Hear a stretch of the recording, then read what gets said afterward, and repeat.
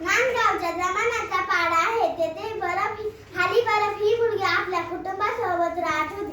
निसर्गाच्या सहवासात लहानाची मोठी झालेली, पाणीदार डोळ्यांची, सावळ्या रंगाची व काठाखाली बर्फ ही मुलगी आपल्या कुटुंबासोबत राहत होती. चला तर मग आपण तिच्याकडूनच ऐकूया. तू जंगलात कशासाठी गेली होतीस? तुझ्या बरोबर कोण होतं?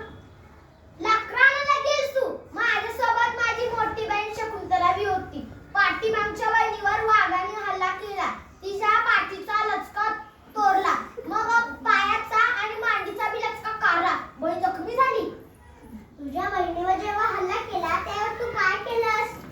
पहिल्यांदा मी घाबरशी झाले. मग मी वाघावरती दगड आपटली. आरडाओरडा केल्यावरती आजूबाजूची लोक धावत आली. मी वाघावरती मोठी दगड आपटली. मग वाघ पळून गेला.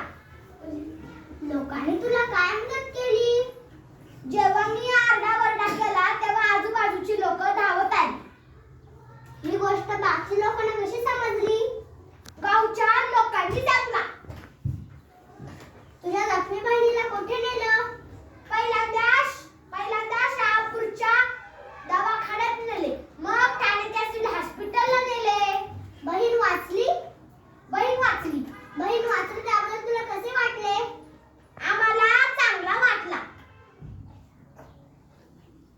तू बहिणीला वाचवलं त्यामुळे तुला कोणी मदत केली? आमचा मामा पांडू किरकिरे आणि लय मदत केली. गावचे लोक, शहापूरचे लोक, ठाण्याचे लोक आणि गावचे शिक्षक यांनी सुद्धा मदत केली. तुझ्या पेपरात नाव आलं, बातमी छापून आली. त्याबद्दल तुला कसं वाटलं? आम्हाला चांगला वाटला. तू बहिणीला वाचवलं त्याबद्दल